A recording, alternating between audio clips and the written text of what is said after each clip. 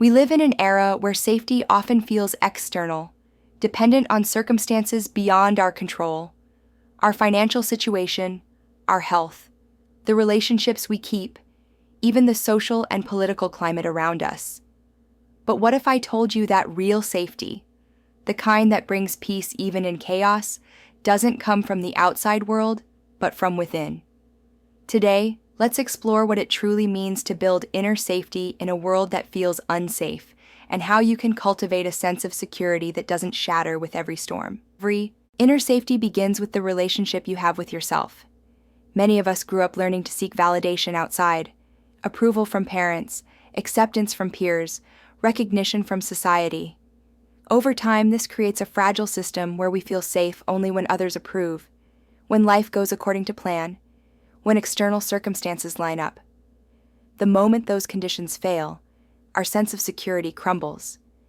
But when you learn to trust yourself, to believe in your resilience, to rely on your inner voice, you carry safety within, like a flame that doesn't extinguish, no matter how strong the winds blow. Think about a time in your life when you were faced with a situation that scared you. Maybe it was losing a job, ending a relationship, moving to a new city, or standing up for yourself in a moment of conflict. In that moment, the world around you wasn't safe, but you survived it. You adapted, you learned. That's the evidence of inner safety. It's not the absence of challenges, it's the presence of trust in your own ability to handle them. One of the biggest obstacles to inner safety is fear. Fear whispers that you're not enough, that you won't be able to cope, that the worst will destroy you. And fear thrives on uncertainty. But here's the paradox. Life is always uncertain.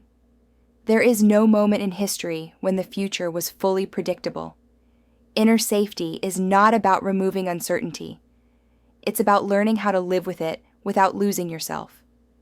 And this requires building practices that nurture your nervous system, calm your mind, and remind you of your own strength. Start with the body. Your body is the first place safety lives or dies. When your breath is shallow, your muscles tense, your heart races, your body believes it is in danger, even when it's not. But when you slow down your breath, release the tension in your shoulders, place your feet firmly on the ground and remind yourself, in this moment, I am safe. You begin to teach your nervous system that safety is available right here, right now. Small rituals like deep breathing, grounding exercises, or even simply placing a hand over your heart can begin to rewire your body to feel secure from within. Then comes the mind. The stories we tell ourselves are powerful. If your inner dialogue is filled with words like, I can't handle this, or something bad is going to happen, your mind becomes a constant source of threat. But if you practice shifting the narrative to, I have survived hard things before, I can do it again, or I don't need all the answers right now, I just need the next step, you create an inner language of reassurance. This doesn't deny reality, it simply frames it in a way that strengthens you instead of weakening you. But inner safety isn't built in isolation. Humans are wired for connection. We feel safest when we are held, seen, understood. That's why it's so important to create a community of people who genuinely care for you, who don't judge, who remind you of your worth when you forget. This doesn't have to be a large circle. Even one or two people who make you feel grounded can serve as anchors in an unsafe world. And when you can't find that outside, sometimes you need to build it inside by learning to be your own ally, your own comforter. Another layer of inner safety comes from clarity of values. When you know what matters most to you, whether it's kindness, integrity, growth, or love, you can make decisions with confidence. Even if the world disagrees, even if uncertainty surrounds you, you can trust that you are aligned with your truth. That alignment creates a sense of safety because it means you are not lost, you are not drifting. You are rooted in your own compass. Boundaries are not about building walls. They are about building doors with locks. You decide what to let in and what to keep out. Saying no without guilt, taking time for yourself without apology, distancing yourself from toxicity without shame. These are acts of building inner safety. And perhaps the most important piece of all is self-compassion. You cannot feel safe within if you are constantly at war with yourself.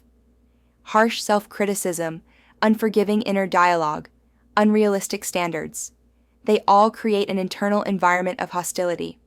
But when you practice kindness toward yourself, when you allow yourself to be imperfect, when you whisper, "It's okay, I'm learning," you create a safe home inside your own mind. And when the world outside feels unsafe, having a safe home within yourself is priceless. And maybe that is the greatest form of freedom, to know that no matter how unsafe the world becomes, you carry safety within you, always accessible, always available. Imagine how different life would feel if you trusted yourself this deeply. Imagine the peace, the confidence, the quiet courage you could bring into every part of your life. That is what building inner safety gives you. If these thoughts resonated with you, I invite you to be part of this journey, not just alone, but together. Subscribe to this channel so we can build a community of like-minded people who value emotional wealth, inner peace, and shared growth. Because in the end, we are not meant to do this alone. We build stronger when we build together, and in a world that often feels unsafe, our community can be the safest place of all.